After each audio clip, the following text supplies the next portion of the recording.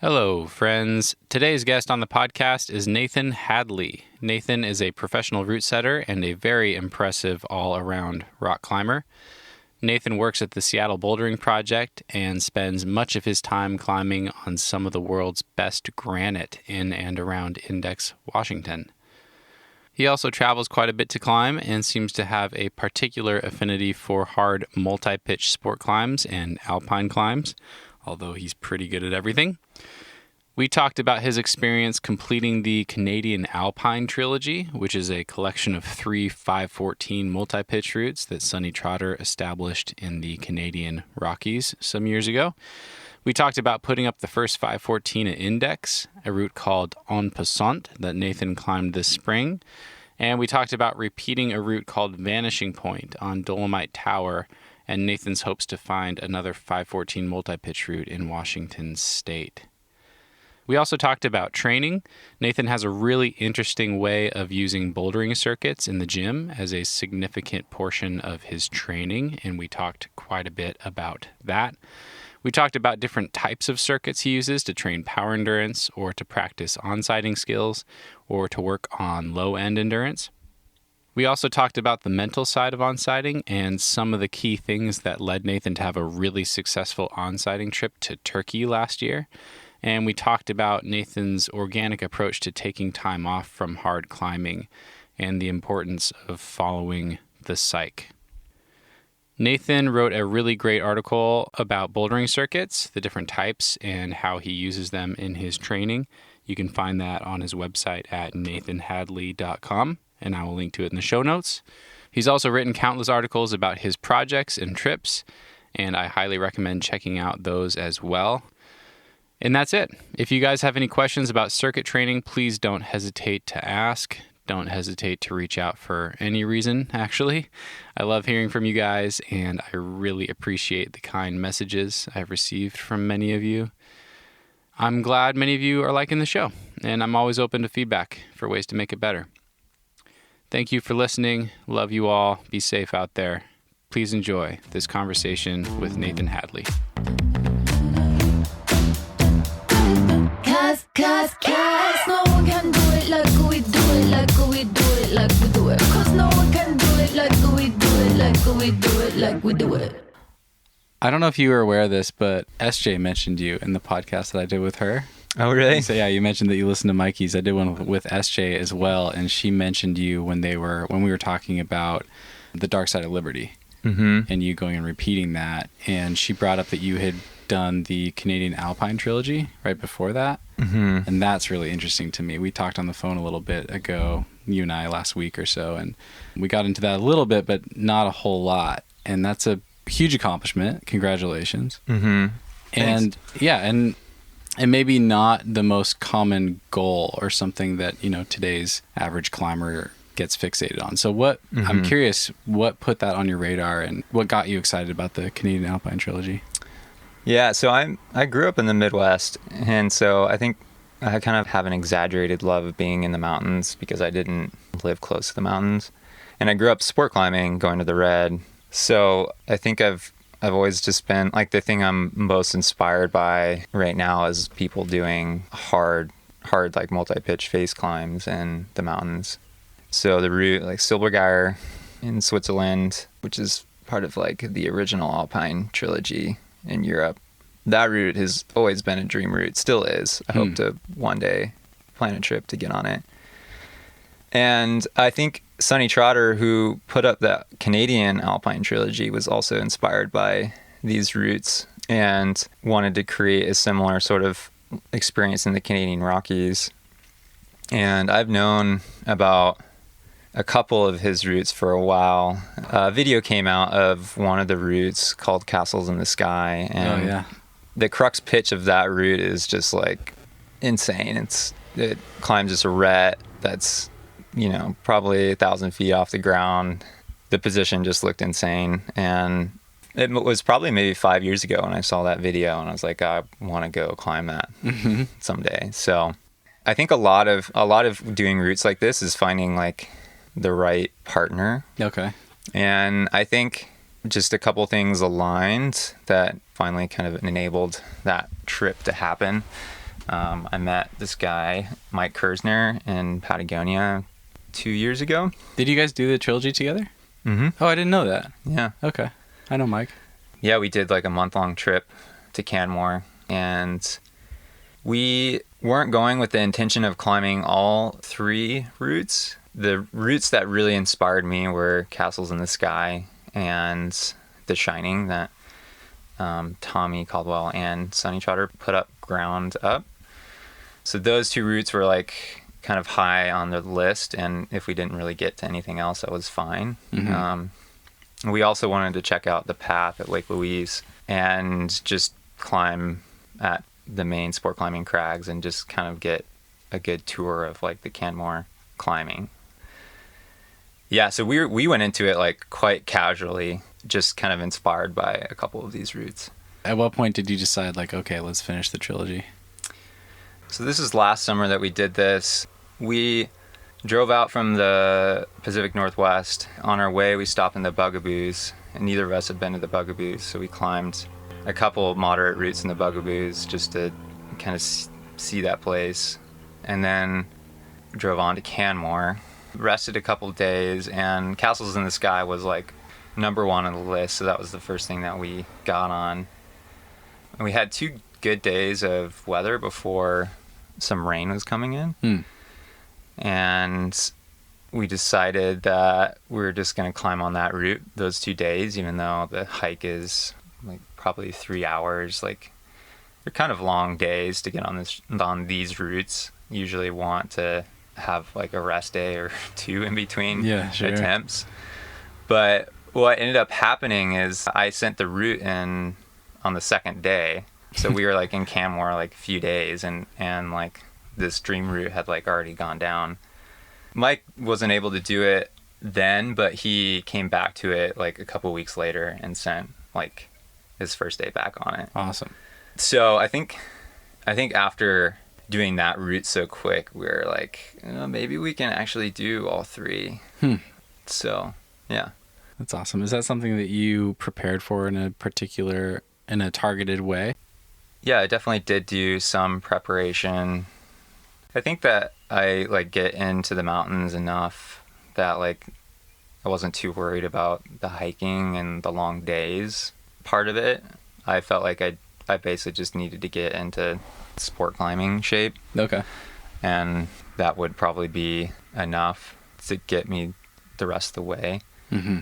So yeah, and for preparing for like a sport climbing trip or a project, I usually do like 1 month of like going through like kind of a loose regular system of workouts. I work as a route setter at a bouldering gym, and so I always have that bouldering kind of base going when I'm at home working. Mm-hmm. So all I need to do to get into sport climbing shape is just add like a couple extra days of power endurance training. So that'll either look like spending time in the gym running a circuit or going to the crag and just sport climbing. And if I'm doing that, one of those things 2 days a week, then for a month, generally I feel like pretty good after that. Okay. Yeah. During that 1 month period, I'd love to dig into that more. So there's a couple of things I want to get into. We had a really interesting conversation on the phone about circuits and the way that you approach circuits for training in the gym. And it sounded a little different than what I've seen other people do. Maybe we could start with that. How do you approach circuits in the gym? Yeah, so in climbing, there's 2, I think, main uses of the word circuit. And I've used both of them. One method of like doing a circuit is making up like a 20 to 30 to 40 move loop on the spray wall, and running that once or multiple times. And I do that a little bit, but the other type of circuits is the kind of Fontainblaue-style circuit. Fontainblaue-style? Yeah. Where you're running a group of boulders that are roughly within a similar grade range. And the length of the circuit could be anything. Could be 10 boulders, could be 20, could be 40. I have found that like doing these font style circuits is the quickest way that I can get into shape. Okay. Like they'll be a little bit more effective than going to the sport crag and just getting pumped, or maybe a lot more effective for sure. You can create a circuit for kind of basically anything that you would like to train. You could train mental skills and select a group of really hard boulders and give yourself only one attempt on each boulder. Or you could train low-level endurance and do a circuit of 50 boulders at like V1 to V3 or whatever. Are you selecting these from the gym, or are you making them up on like a spray wall, or a mix of both? Or? I'm selecting them from the bouldering gym, and at the bouldering project, things are already set up in circuits, so it makes it really easy. Yeah, so at the bouldering project, for every grade range of 3 grades, there's a circuit. So there's a 0 to 2 circuit. Oh, okay. A 1 to 3 circuit, a 2 to 4 circuit. Like color-coded or something? Color-coded, exactly. Okay. So I'll just pick my range. If I'm doing that like 50 boulder, like low-level endurance, maybe I'm doing the green circuit, which is like 1 to 3, plus the purple circuit, which is V2 to 4. So really easy. It's like kind of going for a light jog. And I won't rest that much in between boulders. I'll down climb and then move to the next one immediately. If I'm wanting like more of a power endurance workout, I'll maybe get on the pink circuit, which is V6 to 8. And at the gym, usually there's or at the Seattle location of the bouldering project, usually there's about 30 to 35-ish boulders in a circuit. And I'll run through the pink circuit, for example. Either I'll run through it with minimal rest, like 30 seconds to a minute, or I'll do like clumps of 4, and it ends up looking kind of like a 4x4 where you're doing 4 boulder problems, and then you take like maybe 2 minutes, and then you move on to the next 4 boulder problems. The reason why I think the circuits are so effective versus like going to the rope gym and doing laps on the lead wall, or making up a loop circuit on the spray wall, or even doing 4x4s on boulders that very well. Like these methods are really, really good for like giving you like flaming pump. But when you have to climb like 30, 35 different V6s to V8s, and some of them maybe you have gotten on and some of them maybe you haven't, your like movement skills are way more challenged. And I feel like that's like closer to the reality of climbing outside, and that like when you're projecting, a route pretty well, but a lot of times, like for me, it's like it's really cool to be able to do a route really fast, to onsight it, to flash it, or to like do it in less than a handful of tries. And you're never gonna really know the route that well. Like going to Canmore, like these single pitch cruxes are sport climbs, but they take like a 3-hour hike, and then like some scrambling and like a few pitches of 512 to like get to the base of them. You don't want this is not going to be like a project that you're going to spend 50 burns on, memorizing. So it's like you need to have like kind of like, all the climbing tricks in your toolbox like available to you. You can just whip out and know like, oh, like this is what my body needs to do.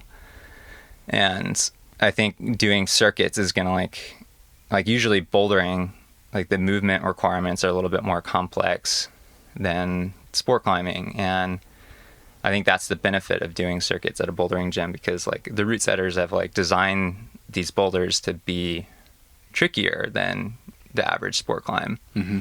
And so you're going to be challenged in that way.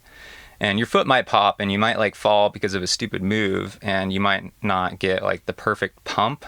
But like, I don't know. I think like obsessing about that kind of stuff is unimportant compared to like learning how to be a better climber. And like you still get like super worked doing these circuits. You're like training your intuition more though. Yeah. Okay. Yeah. Interesting. Exactly. Okay. So if you have this 1 month period where you're getting back in shape after switching modalities, like you're training for the sport climb or whatever, how do you think about when to do which different type or intensity of Fontainebleau-style circuit? Let's say you're just doing these twice a week and you're not climbing outside. Just for like an example. Right. Yeah. So like during times when you're not trying to be in shape for a sport climb, you know, and this is just going off of like some kind of well-known ish recommendations. Is like what I've heard and what I've read is that you should focus on strength and power and low level endurance. So they're like the two extremes, right, of like the training spectrum. And those are kind of your base, right? Yeah, the high-low training. Right, exactly. And the high-low training strategy is what makes sense to me. Because once you climb for a little bit, you kind of realize like how much your power endurance fluctuates, and like you can kind of like sustain it sort of, but like it's more effective if you just like train it really hard in these little bursts. Yeah, so when I'm in these like 1 month long phases, really they're just power endurance phases. So I'm just trying to add like 2 power endurance workouts. So I'll try to make them a little bit different. So, you know, one day I might run the pink circuit V6 to V8, and then one day maybe I'll do like a loop circuit on the spray wall. Well, I'll run a really hard circuit, and it's maybe more of a mental day, but I'm still watching my rest time and still like getting a workout. But, you know, maybe I'm climbing a circuit that's V8, V9, V10, and falling a lot. But like watching how many times I attempt each boulder. Maybe I'm attempting each boulder only 2 times and resting only 1 or 2 minutes in between attempts and moving to the next. I don't know. I have fun with it. I'm like, you know, it's like try to switch it up. And yeah, like there's so many like fun different variations that you can do. Like you can mix like 2 circuits. You know, you could do the 4x4 style where you're like, I'm going to climb 2 pink boulders and then like a blue boulder and then like end on a white, which is the hardest circuit of the bouldering project. So you do this chunk of boulders ending with like a really hard boulder problem. So you're like training how to like execute hard moves when you're a little bit tired. Yeah, it's like, I think like as long as you're within the like power endurance realm, which is, you know, fairly wide, and just kind of mixing it up 2 days a week, you know, I'm not like super structured. I like to be like structured about the things that count, and then like be kind of loose and free and playful as much as I can, you know. So it sounds like with your route setting, you're always kind of spending that set of time on the high. Right. You're always doing the strength and power stuff with that. Right. And then are you always doing some of the low as well? No. Okay. Some of the low I do in the gym, like in the winter. And this is like arcing or like... Yeah, this is like doing endurance. Like arcing for me, like on the spray wall or like on the tread wall is like really heinous. Okay. But like I can get myself to do like climb a bunch of V1 through 3 or 4 boulder problems. Okay. So I could do like pretty much an hour of consistent climbing like a boulder a minute, and that feels like pretty close. Like it gets my heart rate up. You feel like it trains the same thing? I think it does. Yeah. Okay. Like I think a lot of people might kind of freak out about that time period where you're like on the mats because you do step off in between. Yeah. Okay. But I don't think that's really a big deal. I don't know. I mean, understanding that rest period is really important and that it's there and like taking control of it. But I think just the fact that it's there at all doesn't kind of negate the effectiveness of the workout. Okay. I really don't think it's a big deal to like spend 15 seconds walking in between boulder problems. Yeah, like I still feel it. I feel it in my arms. Like my heart rate is up, and I feel like that's kind of the important thing. Is just like you're moving for an hour. Mm-hmm. And it's just so much more fun to do it that way, because you can climb like 50 or 60 different boulder problems. And yeah, I mean, you need to like want to do your workout. So, Mm-hmm. Right. So, but I don't usually do that in the summer. Like in the summer, I switched to like doing more climbing in the mountains. So I'm doing more hiking and doing multi-pitch routes. And I don't know, I'd like to think that kind of translates to the same effect, you know? Mm-hmm.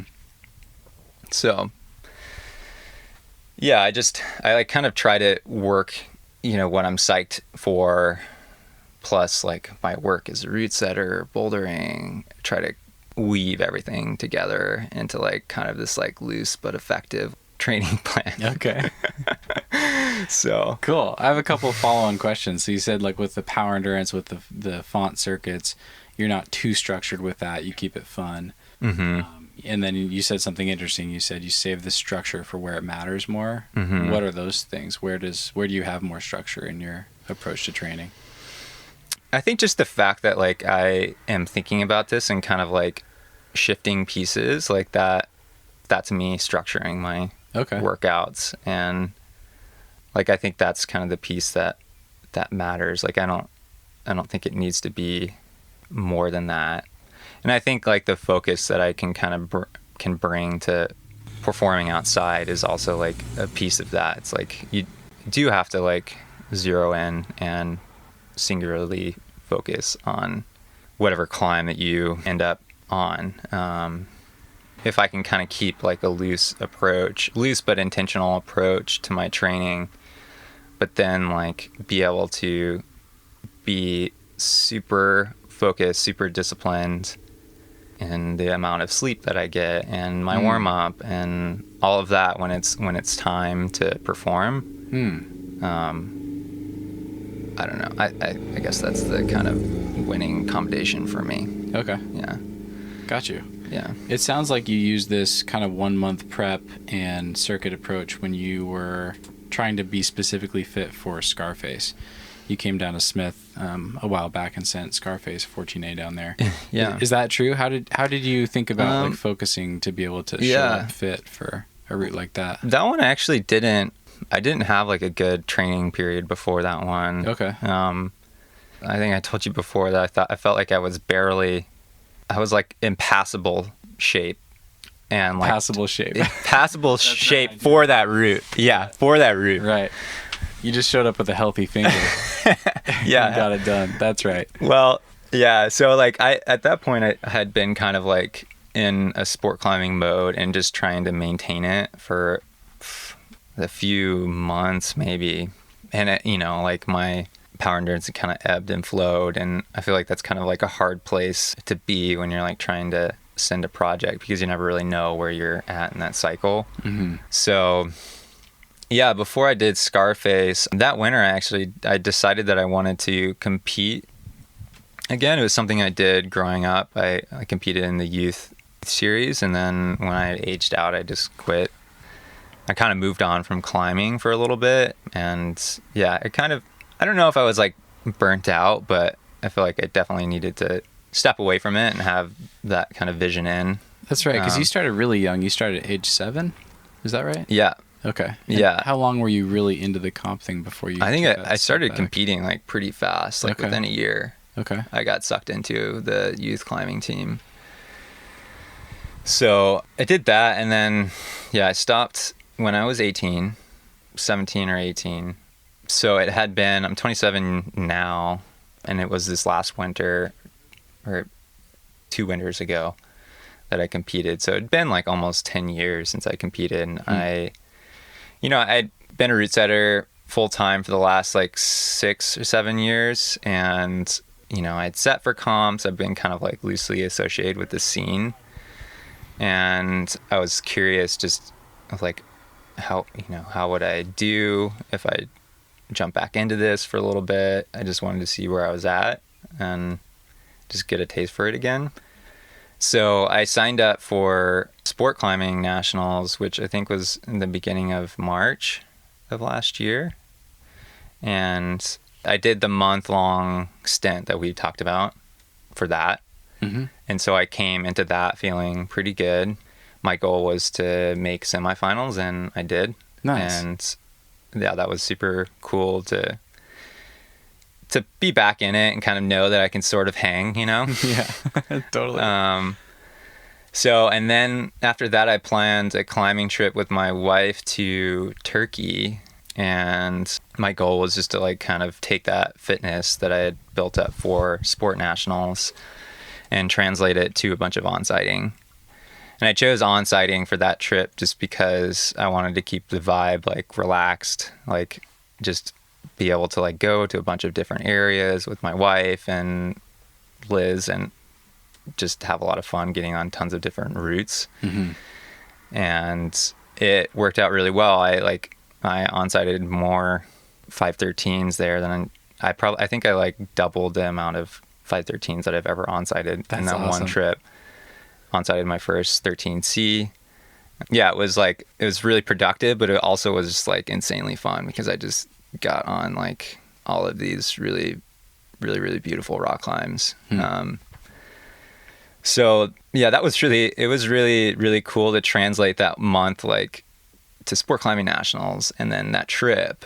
But then I came back from that like end of March, early April, and you know, it's still sport climbing season. Like Smith is really good. And I've had the Scarface, just like that route had been a project for me for a couple years. So yeah, you had some history with that one. Yeah, I had injured my finger on the first season on it, and I had the fitness to do it, but my finger just wasn't strong enough to get through like the lower fingery crux. Yeah, and just like I live in Seattle, so going down to Smith, which is like 5.5 hours away, is just like logistically it's hard to kind of do it a lot. So yeah, I think there's just a couple of reasons why that project kind of dragged out, and it got in my head for sure. And I'd fallen high on the route several times where it's, you know, like you're getting onto the slab and like it's super heady because you have to stand on these bad feet and do this like really weird like hip mantle thing. It's like it's definitely, I think, like some of the most bizarre climbing that I've done outside. Interesting. Okay. Because like you literally have to like prop your hip like on this hold like exactly the right way to be able to release your left hand to move it up to this hold, because the right hand is just this terrible like sloping 2-fingered dish that like nobody except Adam Ondra can actually pull off of. And I think he did Onsight that, right? And I think I saw the video. He just like grabbed that like sloping dish and just like yarded off of it. It's insane. So for like, yeah, the normal people, we have to like get into this hip thing. And it's like, it was really weird to figure out that move. And then you have to like do this weird like foot whip around to like get out of the hip thing and your foot established onto the slab. And then you do these really insecure moves on the slab. And yeah, it's just like a head nightmare up there of a red point crux. So, you know, like when you add in all this history, it just makes it really, really hard. Your own personal history on it. Right, just all the exactly. pressure. Just like, yeah, 2 years of like, oh, like, I know I can do this, but still haven't. Yeah, so I came, long story short, I guess I'm just trying to get around to like, I came to that route just kind of like, you know, I'd been trying to stay in sport climbing shape too long, and maybe did like 1 or 2 circuit workouts before to like try to like kind of zap back up to like close to a peak. But yeah, it ended up being like barely enough. Barely enough. I felt like I was falling like on every single move on that slab for till you get to the first good hold, which is a ways. Yeah, it felt really desperate. Got you. Yeah, which, you know, that's how it should feel. So, but yeah, barely got that one. You said something interesting when we were on the phone. You said that you actually don't take your climbing that seriously, and you were describing that you have a lot of seasons or a lot of days mixed in where you just go out and climb some nice climbing on a beautiful day. Yeah. Is that Is that just good for you mentally as a mental break? I also wonder, hearing you talk about trying to maintain sport climbing shape and feeling yourself slip out of it, and showing up to Scarface barely having enough left to get up this final route. We can't, as athletes, we want to think that we can sustain that sort of performance all the time, but none of us can. Yeah. Are those ebbs and flows, how important do you think that is for your physical performance in the long term versus just like a mental break? Yeah, I think it's important. I think the idea of like kind of taking a break off and then like pushing that peak a little bit higher after a break is something that I've experienced. But I think that like the mental, like just being able to stay psyched and be able to like come to a trip or a project with motivation is the most important piece. Because you can do so much when you're psyched and you're focused. And you just, I think I can't live in that mode. Maybe some people can. Like, you can't live in that. I don't think anyone can live in that mode all the time. Mm-hmm. And so, yeah, so it's important for me to like have a relaxed day climbing at Index with Liz, climbing, 5.9s and 5.10s. And, I only have like usually a couple days outside of route setting to get outside, and maybe that's like one of my days. And it's not like really moving me towards any training goal, but like I'm having really good time with my partner. I'm enjoying being outside in a beautiful place, and I'm enjoying the movement of climbing. And I think it's really important just to keep that alive for me, and to like have space to like go in and out of being focused on projects. I want to climb all the classic moderate routes in Washington. I have so many more to do. Like yeah, spending a day hiking all day and going to climb this amazing 511 is really important, and it it doesn't get me towards a goal necessarily. But yeah, I think that's kind of what I mean by like keeping a relaxed approach. And like, yeah, and like another example is like I work with a bunch of boulderers, and I consider myself more of a rope climber. I'd rather be sport climbing or track climbing on my days out. But like, I don't know, that kind of relaxed approach allows me just to be like, yeah, I'm going to go bouldering with, the crew today. And the funny thing is like, ultimately, I feel like it all kind of works out, because like you're doing all of these different things. You're climbing these really weird trad 511s, which are like improving your climbing skills and your climbing IQ.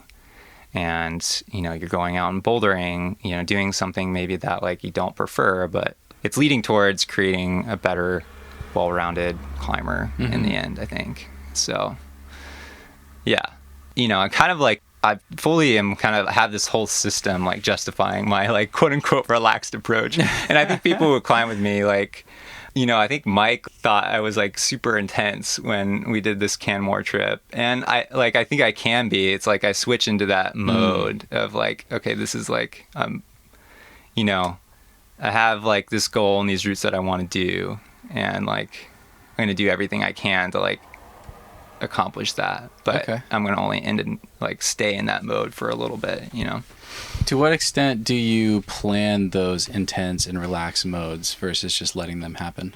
I think I try to let them happen, Yeah.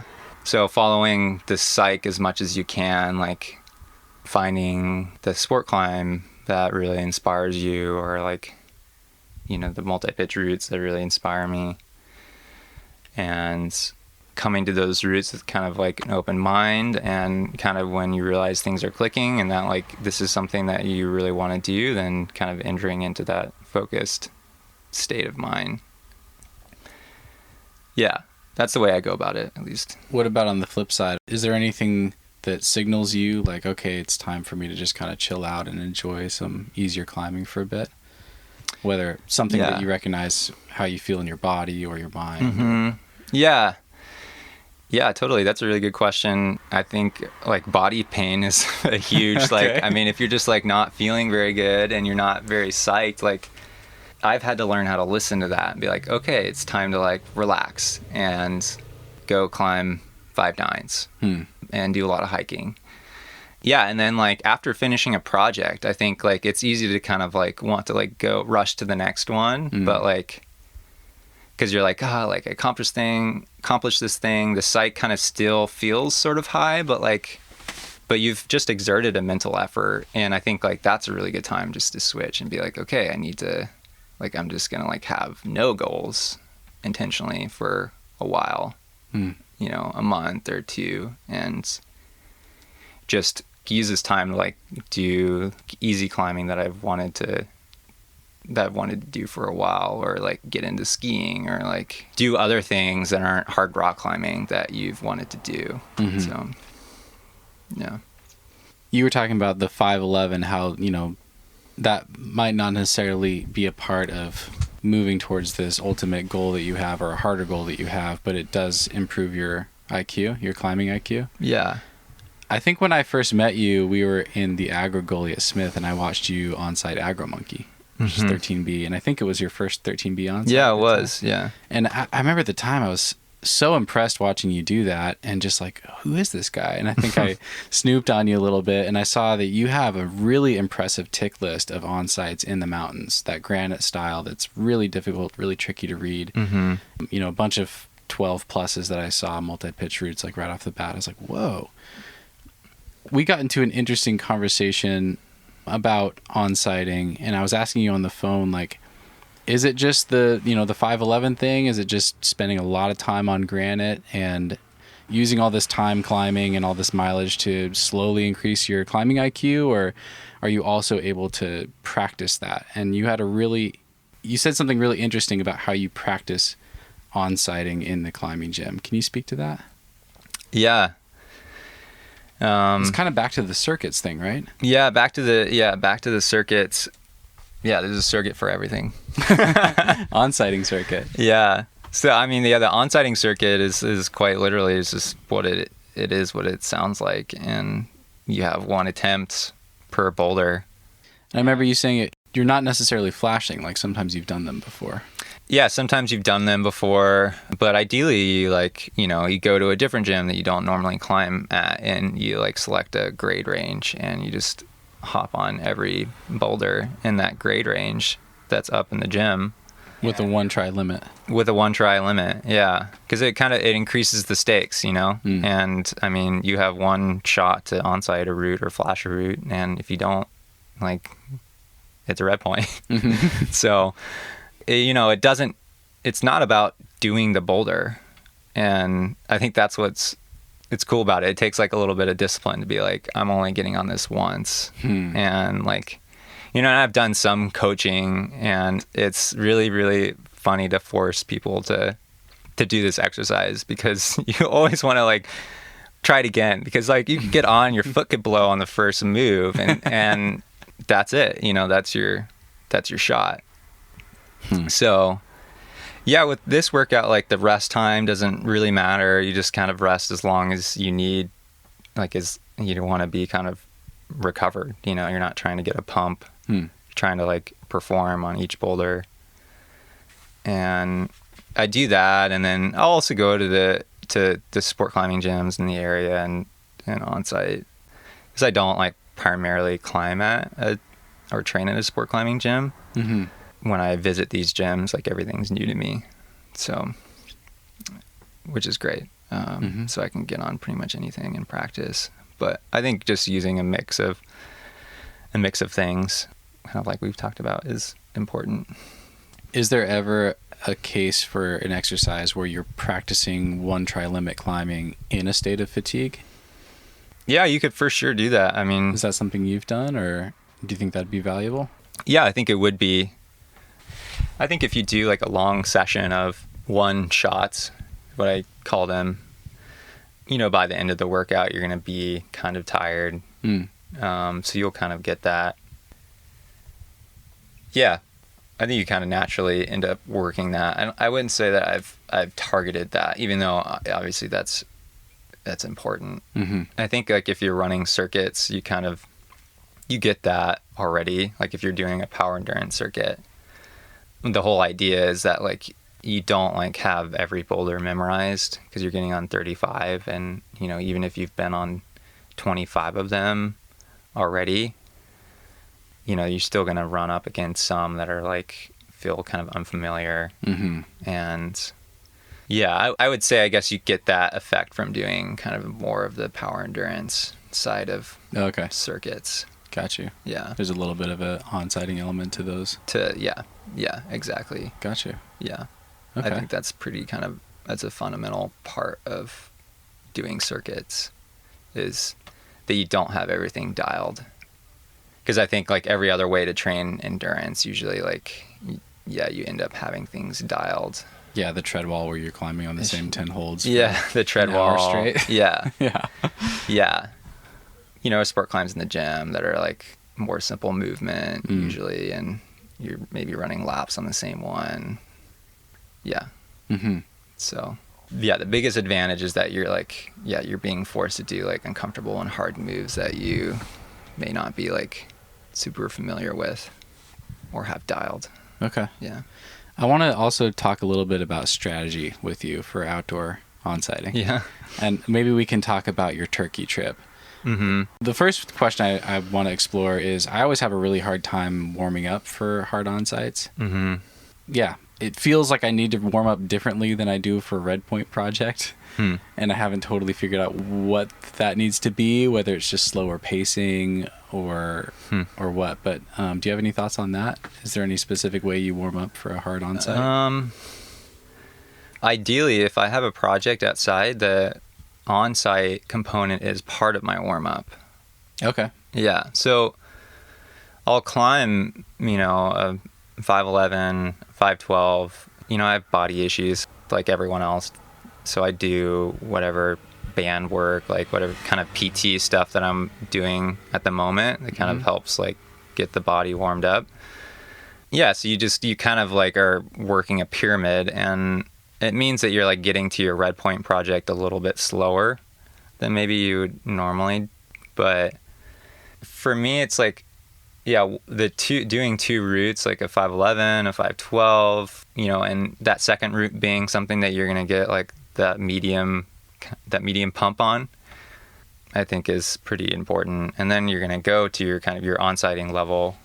And yeah, I mean, I think the other key is like the mental preparedness, right? So it's like, you definitely have to kind of enter a state, maybe even more focused than on your Red Point project when you're onsighting. And I think that's what I like about it, is you're more engaged. Stakes are higher. Yeah. You know, and I think trying to like read as much of the route, like try to figure out where there's going to be rest, or where the crux look like they're going to be, etc., on the ground, and doing kind of like loose visualization before getting on the route. Or just kind of mapping it out loosely in your mind. Obviously you can't like go through hold by hold, you know, unless you've watched, like, you're trying to flash and you've seen videos. But like, yeah, for onsighting, it's like you really don't have that much information. So yeah, I mean, I don't do anything crazy, just, you know.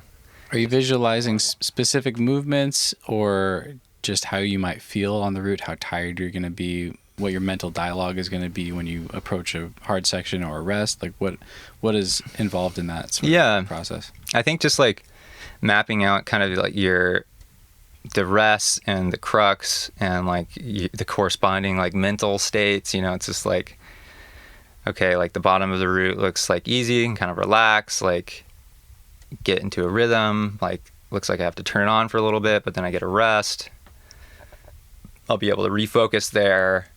I'll be able to scope out the next like 5 moves because I'll be close enough to read the sequence or make a good guess of the sequence.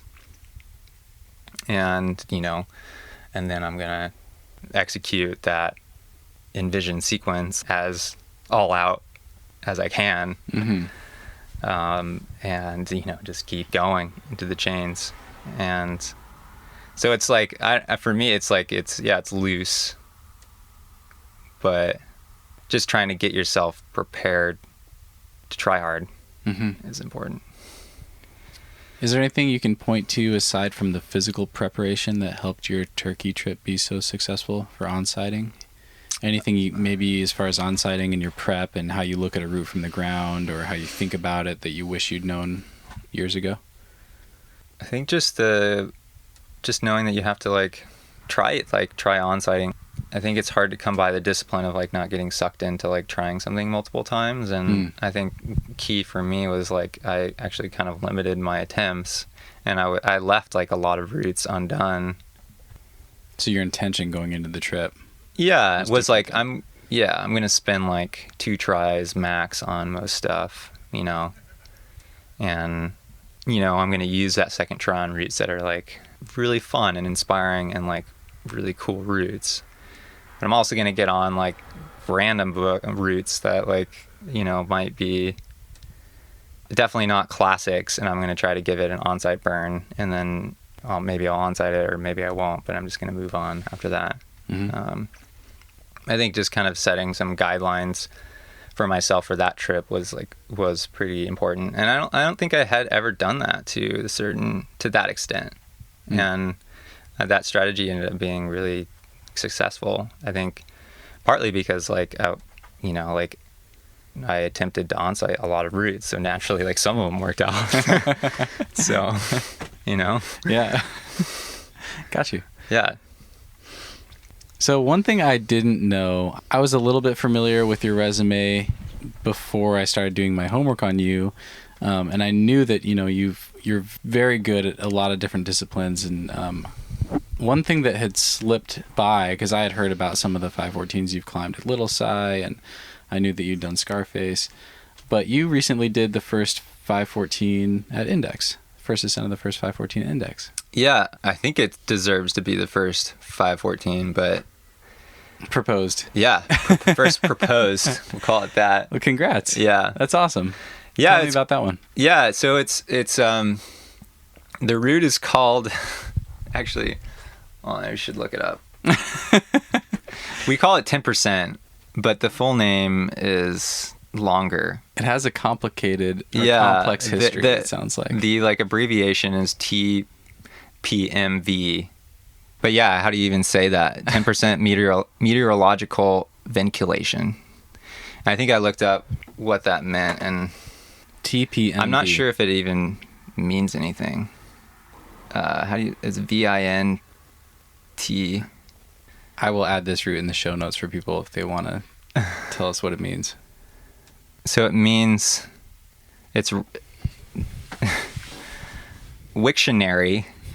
It says this, the use of this word is rare, and it means to tie or bind. So I don't know. So that's vinculation. I don't know what meteorological vinculation is, but somebody else can look that up. So anyway, this route is like, it's a multi-pitch route up the Lower Town Wall. I think it's 4 pitches, and it was aid climbed for the first time, I think, in the 80s, and it was kind of historic for the Lower Town Wall. And it was freed by aid climbed by a couple of well-ish known Yosemite and Washington climbers. And so, yeah, needless to say, like, when it got done as an aid route, it was like, I think it was kind of the hardest in that zone. Like, it was kind of a benchmark in index climbing history. And a free variation was eventually developed, but to start it, you skipped like the bottom section of 10%. You climbed on Japanese Gardens, this other really famous route at Index that's to the right, and then you traverse in like 60 feet up into 10%. And that kind of goes at like 512 for the first pitch and then 513 for the second. So this route had kind of sat undone in its direct variation for a while, and people had tried it, and there's holds, and like everybody knew is like, this goes, like it's just a matter of time. And my friend Blake Harrington, like, I didn't really think that much of it for a couple years, my first couple years climbing at Index, and he got on it one day with a friend and then texted me about it. He's like, hey, you should get on this, like, I think you could do it. It seems like it involves like doing maybe a V10 vert techie boulder problem. It's up to you, He said something like that. And so I was like, okay, we'll go check it out. I was doubtful that it would go because it was, it sits right in the center of the lower town wall. Mm-hmm. And there's strong people who've climbed there for years. So yeah, but I ended up checking it out, and I spent like a year working on it, and it went from like not being able to do a few of the moves and being not sure if it would go to like barely doing one move at a time. And then, finally I could get through this like sequence of 3 really, really hard moves and one shot. And yeah, I knew that at that point that it could go. Were you excited about it before that? Yeah. Before I knew, or before as you were trying the moves and checking it out, to just kind of in that exploratory phase, did it seem like really good climbing? Yeah, it's really good climbing. It's like a 4x4 basically. There's like 4 boulder problems, maybe like a V5 boulder problem on this like tips crack. You're not able to really get in, but you're like holding on to the edge of it, and you're switching from one side of it to the other. Then you get like a little rest, and you have to do this really cruxy turnaround where you're like lay backing in one direction with your foot against the edge of the crack, and then you have to spin around so that you're lay backing in the other direction. And you do this long move on just really, really, really, really bad feet up to this really cool triangle hold. And then after that, you do like a couple more really interesting boulders that are like in the V7 or 8 range. What's the difficulty of that second boulder? The crux boulder, I think probably is around like V11. Oh wow. Was my guess. Like, okay. It was like, for me, it was never really something that was repeatable regularly. It felt really low percentage and also really physical at the same time. Yeah, like my feet blew a lot. It was kind of, it was an interesting one to attempt, because it just like it ended in so many just like, oh, my foot blew again. So, and I had never worked something like that, like sport climbing. It's like your arms are giving out, but it really intrigued me because I hadn't been on something like that. That was like really just it was all about technical vertical granite climbing. Bad feet, weird sideways body positions. Yeah, it was super inspiring, and it's like totally easily accessible. It's like 1 hour and 15 minutes from Seattle, and it's right in the middle of the lower town wall, which is a 2-minute walk from your car. And so it was really easy for that year, just to like, I could get anyone to like, I'm like, oh, put a couple goes on that. And I found that like I couldn't really try it more than a couple times. And then, I would get on, just kind of have fun with the rest of the time that I had that day and getting on. Because of skin route. Or? I found that like it just required so much power. Wow. Yeah. I mean, for me, it definitely was like at the top of my ability. The moves were really, really, really powerful, and also low percentage. Yeah, and I found that like I couldn't try it more than a couple times. And with that one, it was crazy. Like, I had never really felt conditions kind of deteriorate or like change during like a given day as much as I had on that one. Because I could feel like if it just like, it was getting later in the afternoon and got like a little bit more humid, I went from like kind of barely being able to hold on to the holds just to being able to like not hold on to anything, like feet slipping more. It was crazy. I'd never kind of felt something like that. But yeah, luckily it's super accessible and it's easy to try. So, did you do anything over the course of that year to target that one in your preparation, or was it just spending time on it? Yeah, spending time on it. I think I counted that like the meat of the route was 25 moves, so like it didn't really require that much endurance. Yeah, I think my days route setting were like pretty good prep. So I find that like, we have like an full afternoon of forerunning boulder problems is how we do things. We set in the morning usually, and then we set in large groups. So we're forerunning like 20 to 30 boulders in the afternoon. And I think because of that, like I always had kind of like a good base of power plus a little bit of power endurance and kind of the ability to climb back-to-back boulders that route required. So, and it's vertical, so you're like kind of on and off on your feet. So yeah, it's not crazy pumpy. You just have to like stay with it mentally long enough. So I know in the last couple of years you've done more bouldering in that same area, Index and Gold Bar. Really similar rock. Yeah. Was that a key ingredient in doing that one, or? Yeah, I think just spending more and more time on granite. How much of your outdoor bouldering is for route climbing versus for itself? I boulder outside for itself. Okay. Yeah, I think. Yeah, it's something that I have learned to enjoy a lot more in the last 5 years.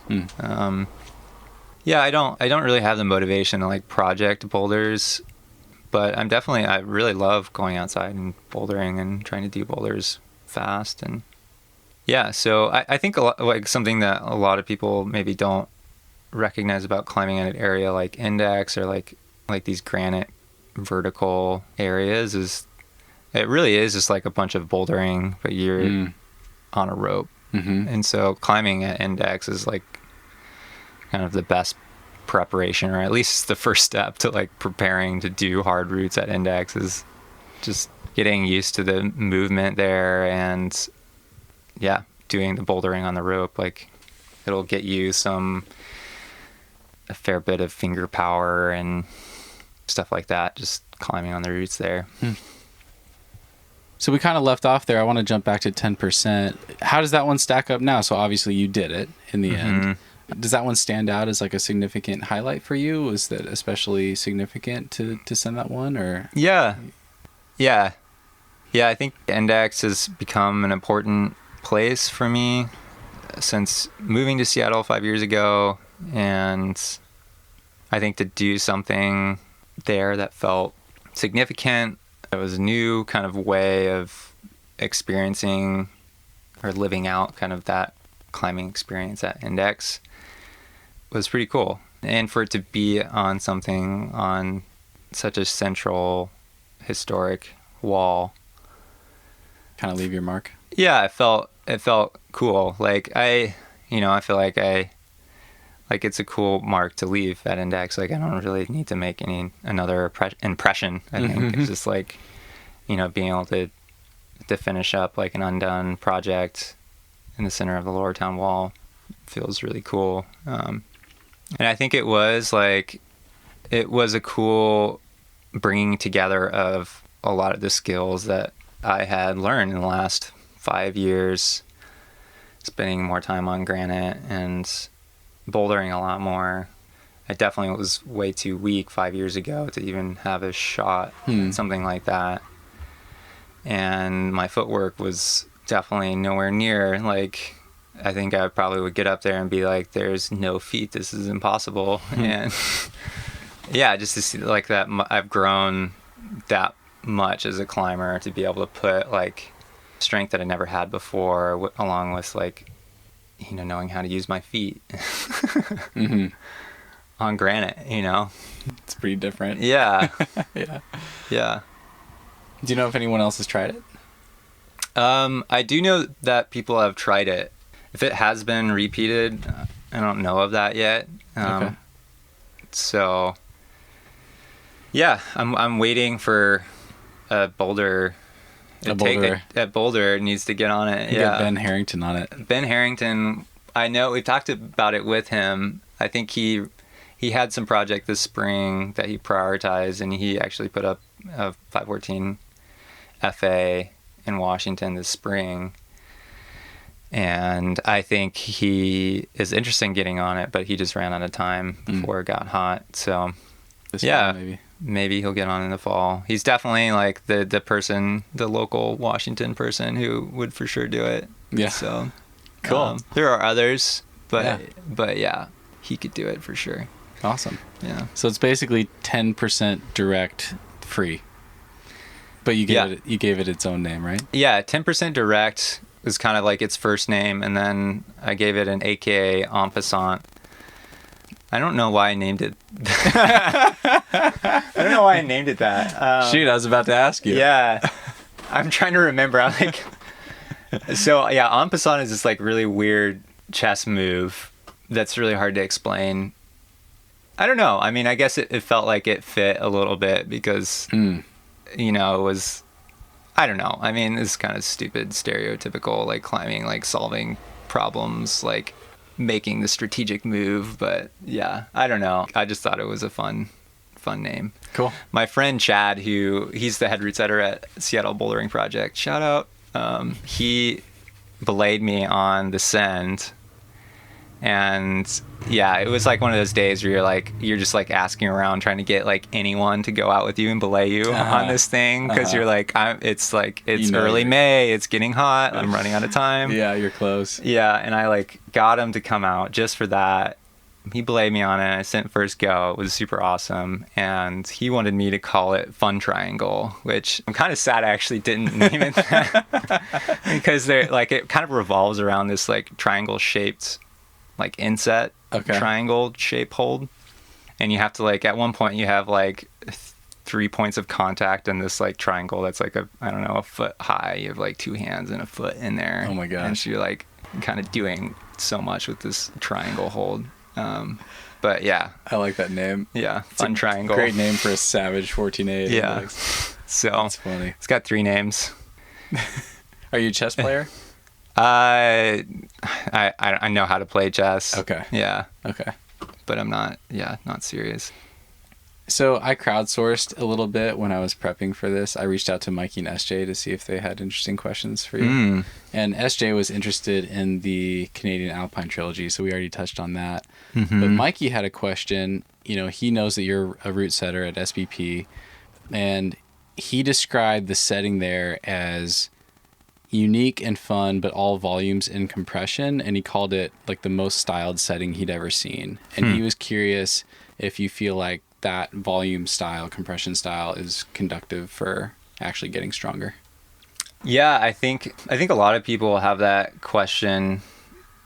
Is it especially compy? Is it a lot of volume? I haven't climbed there in a long time. Yeah, I think like kind of like the de facto association of volumes is with comp climbing, but the way that we look at it is that like volumes are an additional tool to create like a more diverse climbing experience. So we don't really see it as volumes as kind of like being like compy per se. We feel like we've experienced a huge amount of diversity in climbing outside in all these different areas, on sandstone, on granite, on limestone. And our kind of setting philosophy is that diversity of climbing is not really represented indoors very well. Indoor climbing can be really one-dimensional, and that gives you a really good workout for sure. It can like work your fingers and like your upper body really well just to like tug on some holds. And you know, for sure there's some climbing outside that's like it comes down to like, can you like pull on these holds? But there's a lot of climbing that doesn't come down to that. It comes down to like being able to smear and use bad feet and like navigate through like weird, funky, like 3D features. And I think a lot of our setting is affected by like the granite climbing of the area. Sure, like, yeah. The granite bouldering and index can be like very, very, very wild, 3D, like thoughtful climbing. Feature climbing. Yeah. Yeah. Feature climbing. And I think that's why index is such a good crag, is like the diversity of climbing is so amazing there. You have to do all these like crazy moves. And yeah, I think that's a huge inspiration for the setting style of SBP is it's like 3D granite climbing. And, obviously we take inspiration from what's happening in the comp scene, but that's not all of it. Like, yeah, the reason that we have volumes is like, they're just a tool. Like they're like paint, they're like just another thing that we can use to like create something different indoors. Mm-hmm. Yeah. Do you think you would approach your own strength and power training with bouldering differently if you just got to climb there without route setting?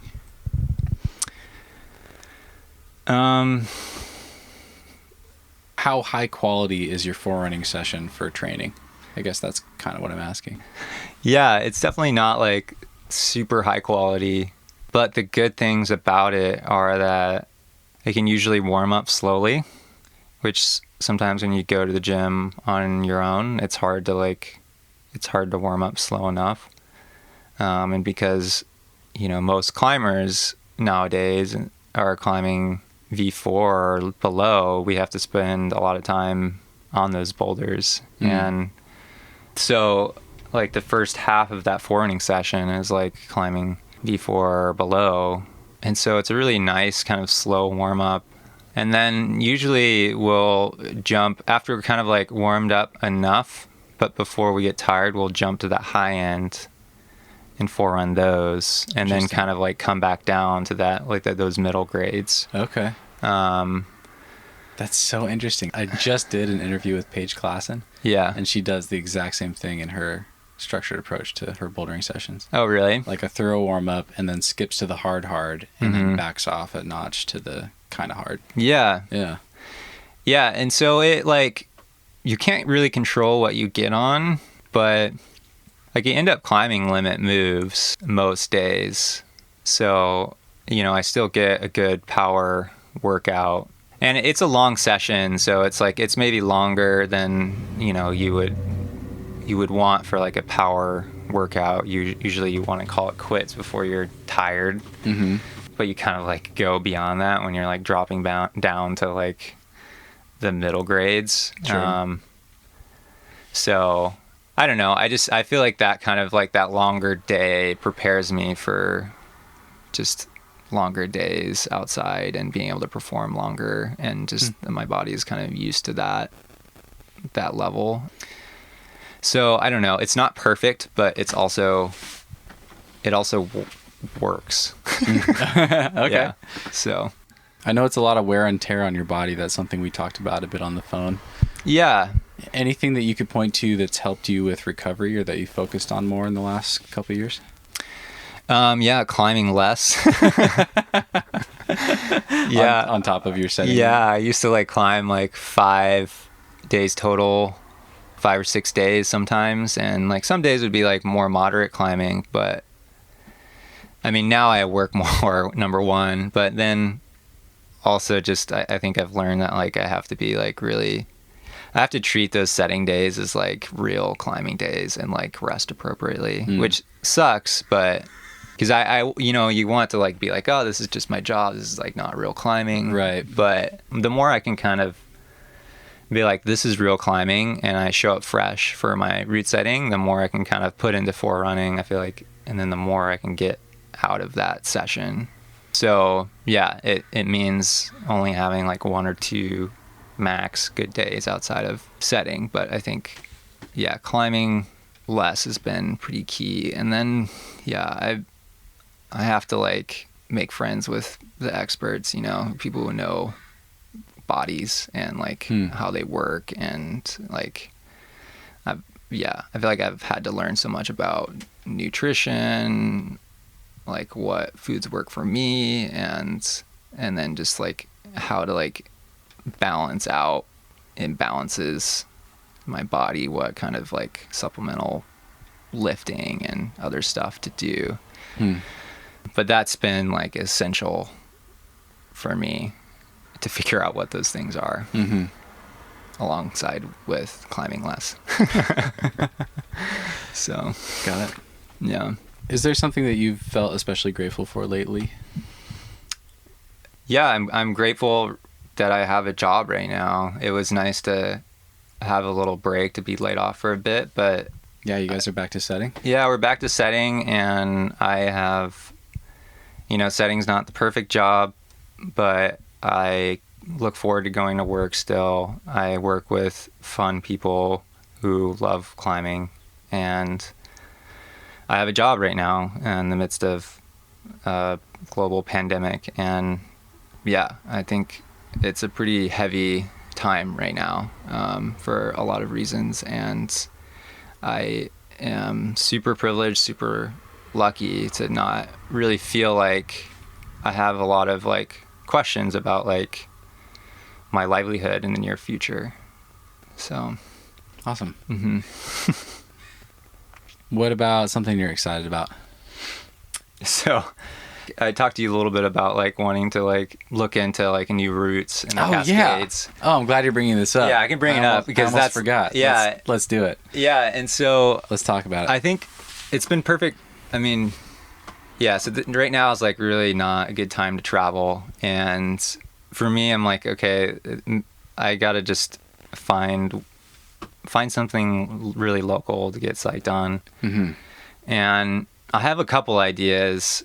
One possibly is that I for sure want to check this out. Like, I'm not sure at all how it'll go, but there's this face called Dolomite Tower on this mountain called Mount Bering that's pretty close to Index.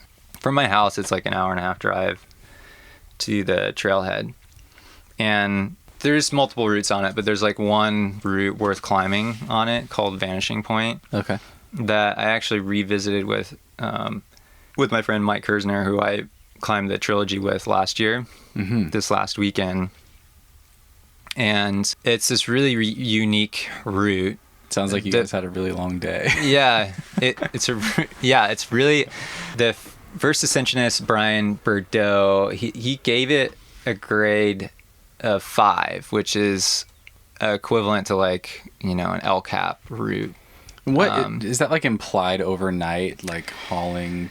What does that mean exactly? I think a little confused.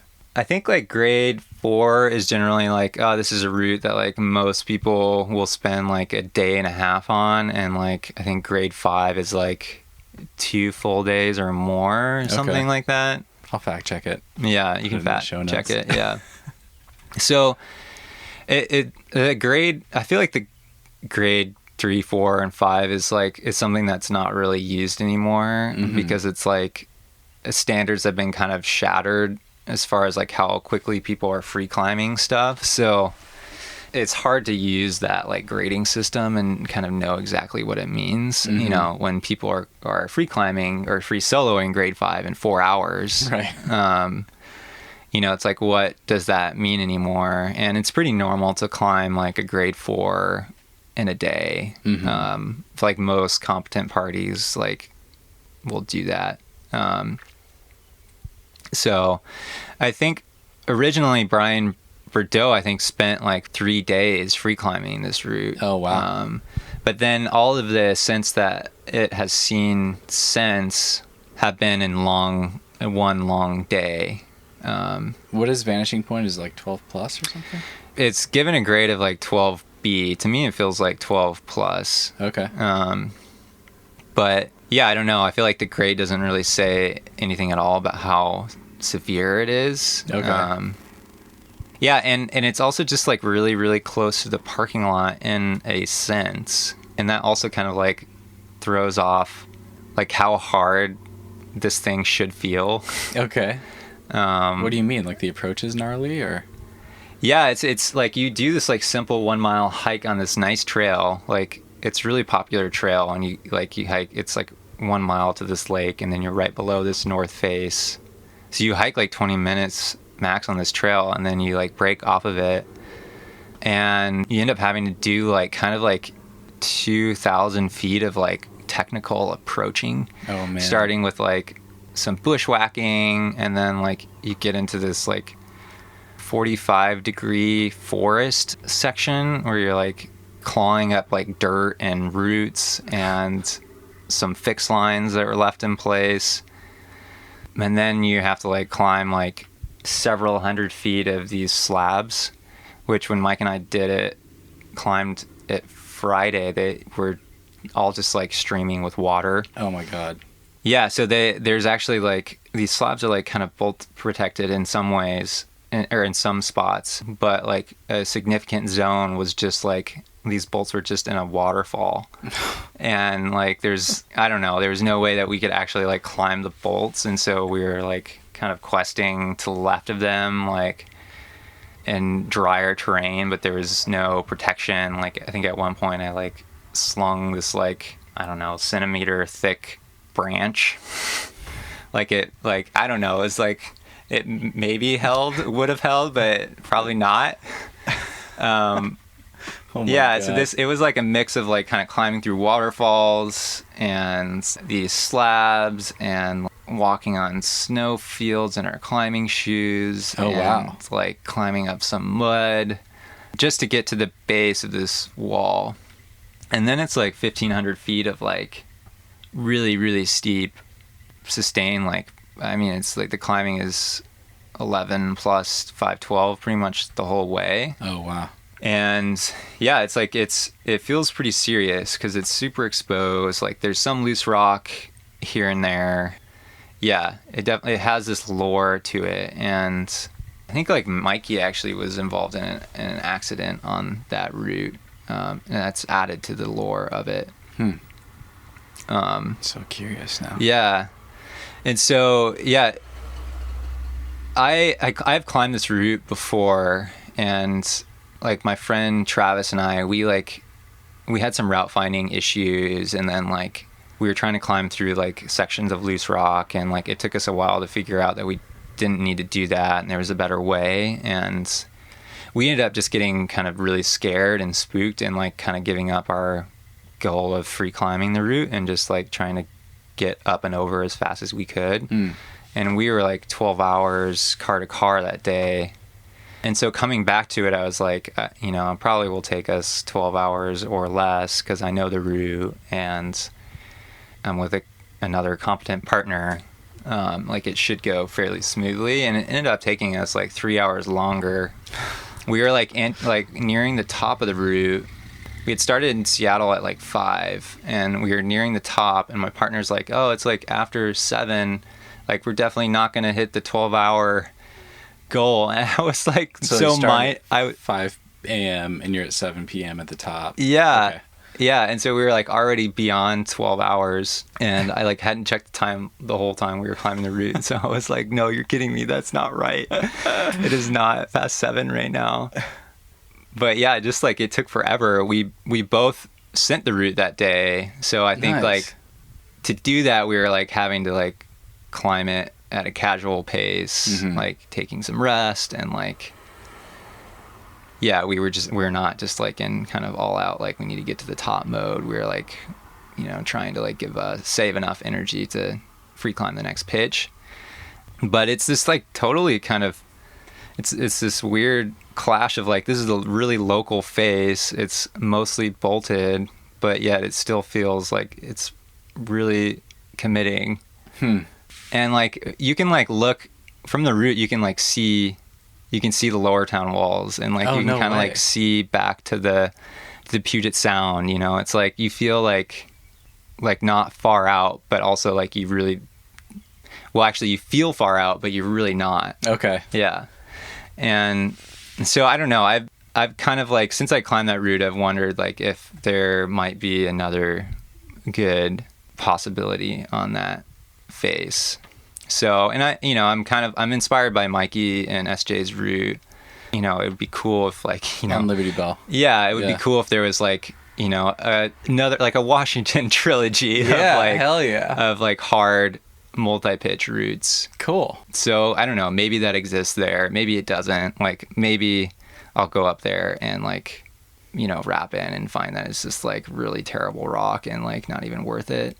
Part of going back to it with Mike Friday was to kind of suss that out, right? Yeah, I hadn't been on that face in a few years, and I just wanted to like feel it out, kind of look to the left, to the right, and a lot of it is like kind of blank face, so like it's just going to take like actually getting on the face and finding something. But it's fairly featured, so there's no doubt like several ways that face could be climbed. But I think like there is some loose rock, and I think that's the big question is like, can that be like cleaned to like a extent that the route feels safe. You know, right now, like Vanishing Point, there's a couple sections that like, there's one section that's like, that I don't love, like, and I don't know if I would be psyched about making a route that like, where it's required that you like kind of climb on these like loose looking flakes.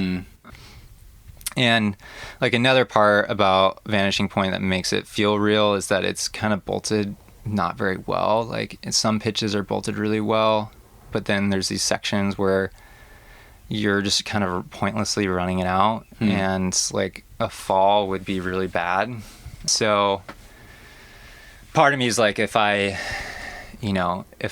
create a route that's like actually well bolted, like maybe it actually will feel like safe to like climb on this face. But right now it doesn't. It feels like almost there. Like Vanishing Point is not like, it's not completely unsafe, but it's definitely not as safe as you would want it to be. So yeah, that's something I'm kind of psyched on checking out. Like after being up there again, I'm like, oh man, this is so real. Like it would be like a ton of work to put something up on that face, and there's still a lot of questions. So I don't know, we'll see. But I have some other ideas locally of some routes to check out that are like bigger stuff. Less big than that. Okay. So yeah, so I'll find something this summer to kind of occupy my time with. Any other projects, any other sport climbing projects or stuff at Index or anything like that?